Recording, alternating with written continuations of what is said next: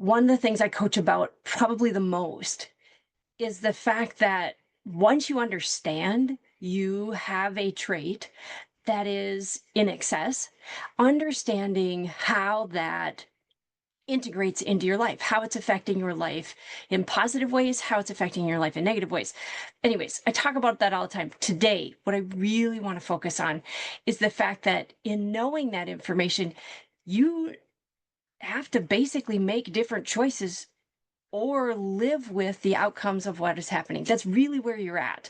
You either need to evolve or you need to acknowledge that you're just choosing to stay stuck because now you know more. And here's my example that's so important. So this week I had a really direct conversation with a client about the fact that, and this is many of my clients as different thinkers, as unconventional leaders, they often do things that no one's done before. They're often what I call first. You're the first to do this thing. You're the first to do that. And when at some point you have to embrace that if that's how you're wired, if that's how you come into this world as an ideas person, a creative person, a leader, you're running multi-million-dollar companies. Obviously, you're a leader. Obviously, you're doing these things. At some point, you have to acknowledge this is who I am. And if this is who I am, if I am the type of person that at times is first to do things, is first to do your fear of conflict is completely limiting your growth, because guess what? When you're first, there's a ton of conflict people feel about that. They don't know how to respond. They've not seen this before. They've not dealt with that before. So their initial response is, I don't know, and I don't think so. But that's not healthy for you. That's not healthy for them. We need to, as a society, evolve. The market and the environment you live in needs to evolve. That requires people that go first. And I am talking to that group of people. And what I've found is so often, one, you haven't fully acknowledged that. It's not an ego thing. It's just acknowledging, hey, this is really, I mean, we can look at a pattern of behavior. I tend to do this. Understanding that by being that type of person, everybody isn't going to understand. People are going to resist. There's definitely going to be things that slow you down. And none of that can stop you from moving forward. And you need to get stronger, wiser, more confident in that. When you start to hear those things, you go, oh yeah, that's right. This is the part where I'm leading them into a space they don't understand. They're confused. I can do this. I can do this for them. And I'm just first.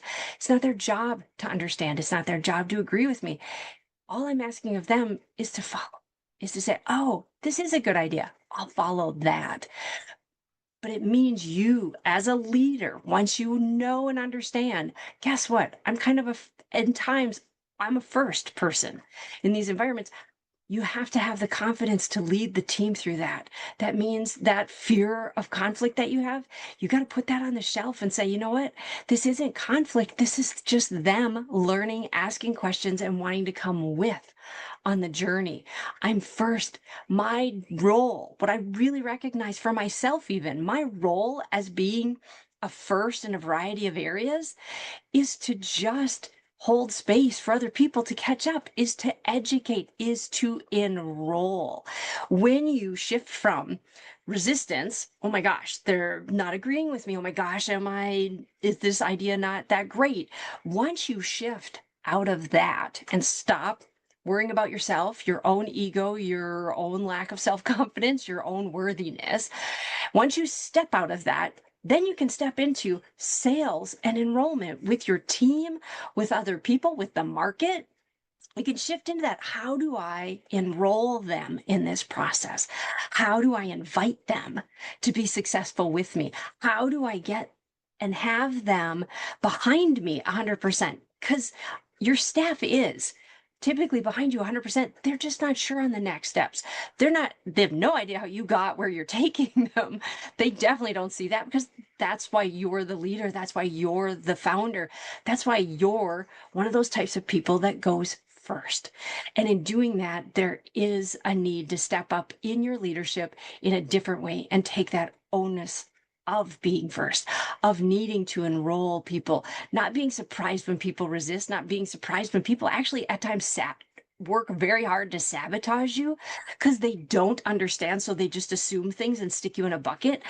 It's been happening my entire life. And when I talk with my clients, it's happened to them their entire lives. So instead of pretending like this is a pattern that isn't happening, recognize it is a pattern that's happening, that's going to continue to happen, because you're not going to slow down anytime soon. That's not your intention. That's not what I want for you.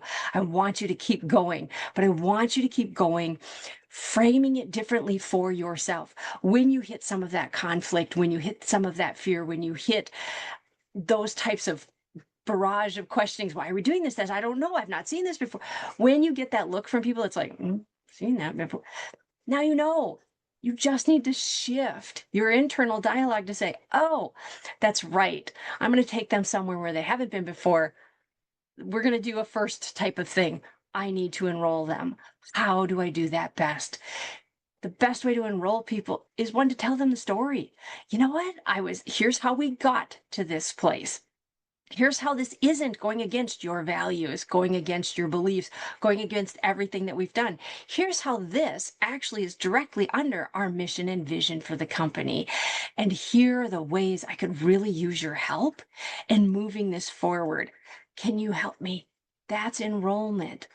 How can you help me? What do you see out of this that we could do differently to get it launched out? How can we reach our customers faster, quicker, and meet their needs? What have you been hearing from customers that might go with this, that maybe we can expand on this?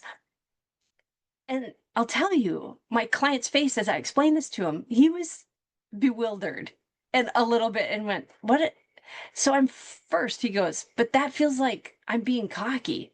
And I said, no, you can be if you're going to run around and have an I'm number one shirt and be like, listen to me, I'm always first. I come up with all these great ideas. That's great. You're going to need to definitely have that ego and that energy if you're going to go out and get investors and so forth. Totally. But if you're not in that type of position, your ego can relax. Your confidence does need to be behind this, but you need to lead from a different space. You cannot lead from a space of fear. You can't. Once you step into a space where I know this is where we need to go and no one's gone here before, anywhere around them, they're not going to quite understand this. That is when you lead from, you find your confidence, you find your assertiveness, and you instill that in them. You bring that to the conversation and say, no, I know you haven't seen this before. That's okay. That's okay. I get it. And here's how we're going to work with that. Trust me, you're going to see this as being a huge advantage. So I'd love to hear about your stories and understanding. I hope this has shifted you. I hope you can understand if you are a different thinker, if you are an outside of the box thinker, an unconventional leader, you're doing this all the time. But when you go at it with resistance, meaning, oh, I don't want conflict involved and I want everybody to like my idea, those two things actually cannot hold space at the same time. That's the reality of it. And so you're holding back your ideas. You're holding back actually the business's progress when you think that these two things can be in the same space at the same time. They actually can't. What can be in that space is great new ideas, things that need to happen. We're moving forward. Yes, you haven't seen them before. I get it makes you a little nervous. I get that you don't know exactly how we're going to make all this happen. And trust me when I say that we will. And part of how come we are going to is because you're part of my team and you helped to make that happen.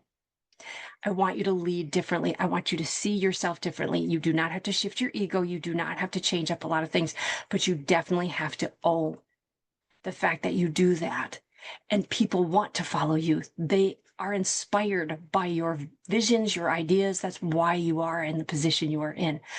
And understand at times other people may not understand that at all. And in those moments, you reach out to other people that are first types of people building things, those types of things.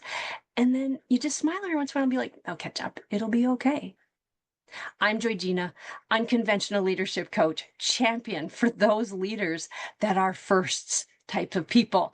I want your success in so many ways. You are leading the world in incredible manners. And I want you to keep that up and have the immense confidence necessary to do that. If I can help you in any way, please feel free to have a free coaching session with me. If right now is not the right time, follow me here. Definitely follow me on any of the platforms that I'm on. And let's continue to grow you as a leader and as an unconventional leader, someone who's thinking outside the box and doing things that make people go, huh? And then, oh, because you're pretty incredible. Bye now.